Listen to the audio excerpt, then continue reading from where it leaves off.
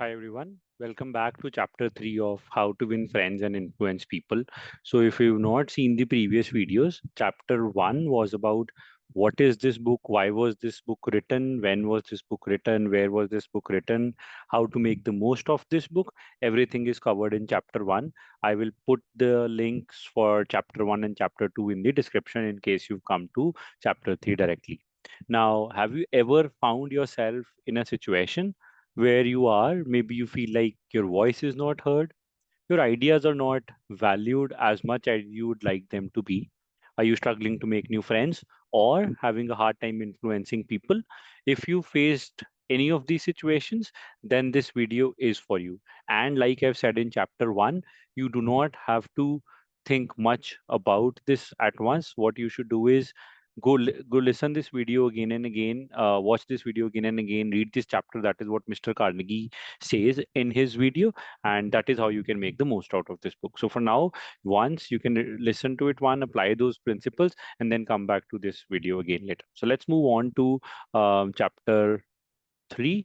So if you remember or if you recall from the first video, there are total 4 parts to this video, where we are right now covering the part 1, which is fundamental techniques in handling people. We've already covered chapter 1 and chapter 2 in the previous videos. And in this video, we are going to cover chapter 3, which is titled as He Who Can Do This Has the Whole World with Him. He Who Cannot Walks a Lonely Way. So let's get into this. Let's try to break this down and understand what we should do in such situations. So, chapter 3, He Who Can Do This Has the Whole World with Him, revolves around these 5 themes that we're going to talk about in detail. Let's get started with this chapter. So, now in this chapter, Mr. Dale Carnegie explores the importance of understanding and respecting others' perspectives, opinions, and feelings in order to bring strong relationships and influence people positively. The key themes of chapter 3 revolve around empathy, understanding, and the power of perspective. Carnegie emphasizes the significance of seeing things from others' point of view and acknowledging their feelings and concerns. By doing so, individuals can establish trust, foster cooperation, and effectively navigate conflicts and disagreements. Throughout the chapter, Carnegie provides practical advice and real life examples to illustrate the importance of empathy and understanding in various social and professional situations. He highlights the transformative impact of listening actively, showing genuine interest, and validating others' emotions. Overall, chapter 3 serves as a guide for cultivating empathy and understanding interpersonal interactions.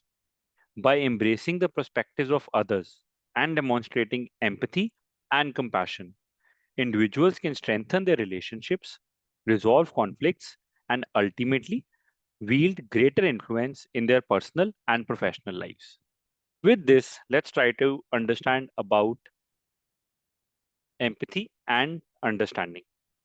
Mr. Carnegie emphasizes the importance of empathizing with others and understanding their perspectives, emotions, and concerns.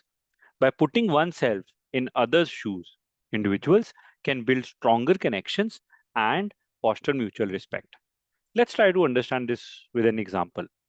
In this situation, your colleague, Sarah, is visibly frustrated during a team meeting after a setback on a project. What is the action that she takes? You notice Sarah's demeanor and ask her if everything is okay.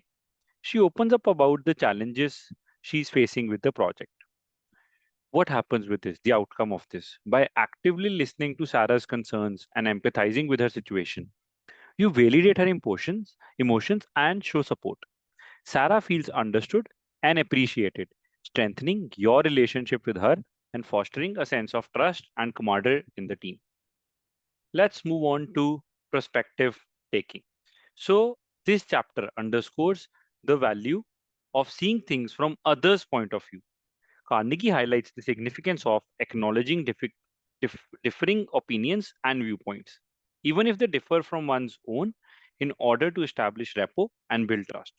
Let's try to understand this with an example. During a brainstorming session, there's a disagreement between team members on the best approach for a new project. What is the action that is taken? Rather than insisting on your own ideas, You encourage each team member to share their perspectives. You listen attentively and ask probing questions to understand their reasoning. What is the outcome of this? By considering the viewpoints of each team member and acknowledging their expertise, you create an inclusive environment where everyone feels valued and respected. The team collaborates more effectively, leading to innovative solutions and strengthened team cohesion. Let's try to understand this in case of active listening. Carnegie discusses the importance of active listening in interpersonal communication. By attentively listening to others without judgment or interruption, individuals can demonstrate empathy and validate others' experiences, leading to more meaningful interaction. Let's try to understand this with another example, where your friend Alex calls you to talk about a recent breakup. Instead of offering advice or solutions, you provide a listening ear and allow Alex to express their feelings without interruption. You're, you offer words of empathy and validation. Through active listening and empathetic responses, you provide Alex with the support they need during a difficult time.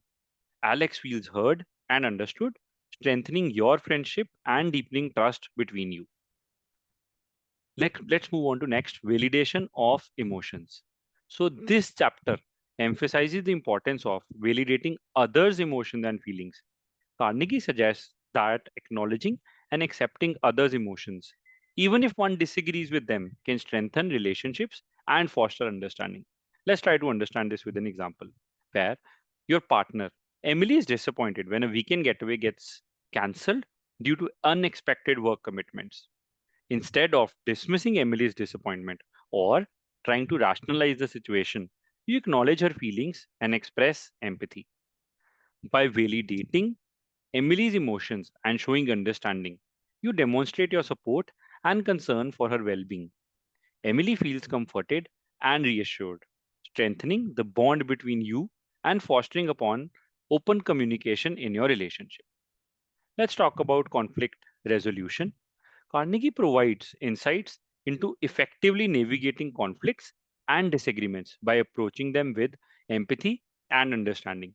He suggests that by considering others' perspectives and emotions, individuals can find common ground and reach mutually beneficial solutions. Let's try to understand this with a situation where two colleagues, Mike and Lisa, have differing opinions on the direction of a project and tensions arise during a team meeting. As a team leader, you facilitate a discussion where both Mike and Lisa are encouraged to express their perspectives. You listen actively and acknowledge the validity of each viewpoint. What happens with this? By addressing the conflict with empathy and understanding, you create a collaborative environment where both Mike and Lisa feel heard and respected.